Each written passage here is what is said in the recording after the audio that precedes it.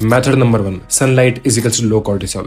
देखो कहीं ना कहीं तुमने ऐसे लोग देखे होंगे जो कि दिन भर के अंदर धूप के अंदर मेहनत करते हैं एंड वो कहीं ना कहीं अपनी बॉडी को सर्कैडियम रिदम के अंदर रखते हैं। एंड इसके अपोजिट चीज उन लोगों के साथ हो रही है जो कि बिल्कुल भी धूप के अंदर नहीं निकलते।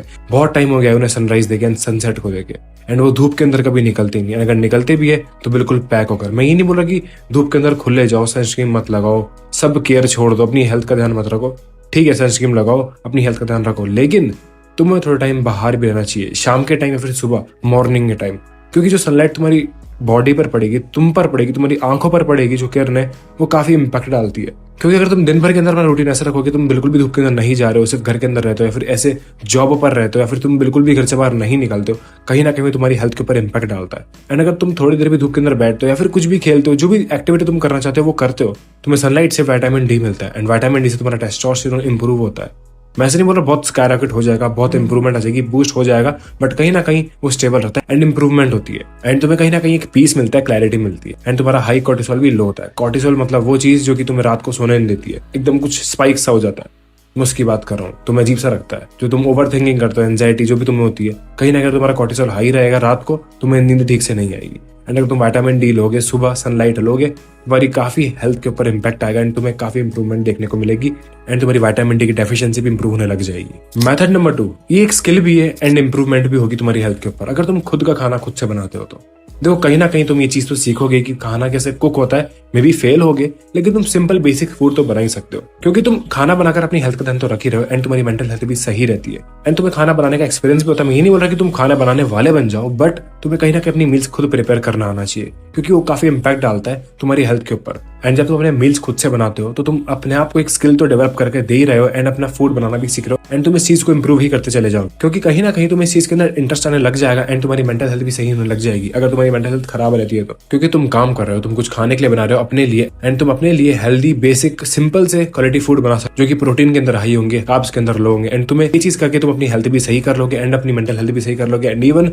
एक स्किल भी लर्न कर लोगे। इसलिए मैंने इस पॉइंट को भी ऐड किया, क्योंकि कुकिंग बहुत ज्यादा जरूरी है एज अ मैन या फिर एज अ बॉय, वो तुम्हें आनी चाहिए। तुम्हारे खुद के मील्स तुम खुद प्रिपेयर कर सकते हो। Method number 3, journaling and meditation. Journaling के अंदर तुम कुछ भी लिख सकते हो, तुम क्या करना चाहते हो, तुम क्या नहीं करना चाहते हो, तुम्हारा दिन कैसा गया, तुम पहले क्या सोचते थे, तुम्हारी ओवर थिंकिंग कैसे खत्म हुई, जो भी तुम लिखना चाहते हो, जैसे तुम्हें लिखना है, जैसे तुम्हें ड्रॉ करना है, ड्रॉ करके समझना है, जो भी तुम करना चाहते हो। एंड तुम उसके अंदर ग्रेटिट्यूड जर्नलिंग भी ऐड कर सकते हो, जहां तुम ग्रेटफुल फील करोगे जो भी तुम चीज के लिए आज ग्रेटफुल हो, जिस भी चीज के लिए तुम ग्रेटफुल हो। फॉर एग्जाम्पल मैं इस बॉडी के लिए ग्रेटफुल हूँ, जो भी तुम लिखना है तुम लिख सकते हो एंड तुम कहीं ना कहीं अपनी मेंटल हेल्थ को फिक्स करने लग जाओगे एंड ये तुम्हारी फिजिकल हेल्थ पर भी बहुत बड़ा इंपैक्ट डालेगा। एंड अगर तुम ओवर थिंकिंग करते हो, फिर एंजाइटी रहती है या फिर तुम्हें लो फील होता है, तो तुम अपने टेस्टोस्टेरोन को भी बचा लोगे एंड मेल की बॉडी के अंदर टेस्टोस्टेरोन बहुत इंपॉर्टेंट हार्मोन होता है। एंड अगर तुम ये चीजें सही तरह से करने लग जाओ तो अपनी मेंटल हेल्थ फिजिकल हेल्थ दोनों का एक साथ ध्यान रख सकते हो एक ही टाइम पर, क्योंकि तुम मेंटली गलत नहीं सोच रहे हो, नेगेटिव नहीं सोच रहे हो। मैं ये नहीं बोल रहा कि हर बार तुम एकदम परफेक्ट रहोगे, सब चीज सही होगी, लेकिन अगर तुम ग्रेटिट्यूड जर्नलिंग करोगे वो कहीं ना कहीं तुम्हारी लाइफ के अंदर हेल्प करेगा ही करेगा।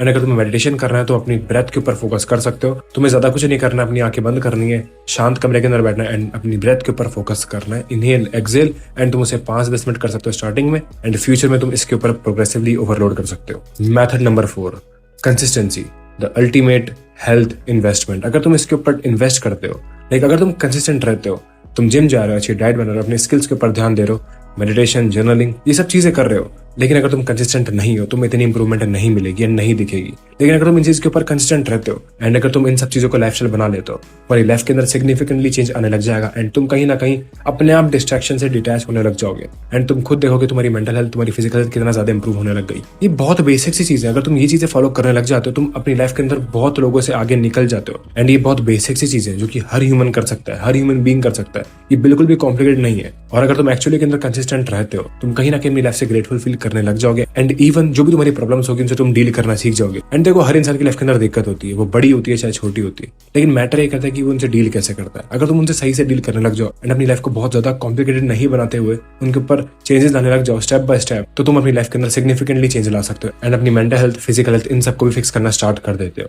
एंड ये one of the best investment होगी एंड इनके अंदर कोई पैसे खर्च नहीं होने वाले। ओवरऑल तुम्हारा माइंड यूज होगा जो कि शार्प ही होता चला जाएगा। सो यार that's it for the video. यही थे वो 5 इन्वेस्टमेंट जो कि तुम अपनी लाइफ के अंदर कर सकते हो एंड तुम्हें सिग्निफिकेंटली रिजल्ट दिखने लग जाएंगे अगर तुम इनके ऊपर कंसिस्टेंसी के साथ काम करते हो तो। It's all about your actions and your mentality. इतना था इस वीडियो के लिए। अगर तुम्हें मेरा कंटेंट अच्छा लगा तुम मेरे और वीडियो चेकआउट कर सकते हो एंड मेरा चैनल विजिट कर सकते हो एंड मैं मिलूंगा तुमसे नेक्स्ट वीडियो के अंदर। तब तक के लिए स्टे हार्ड। Peace out.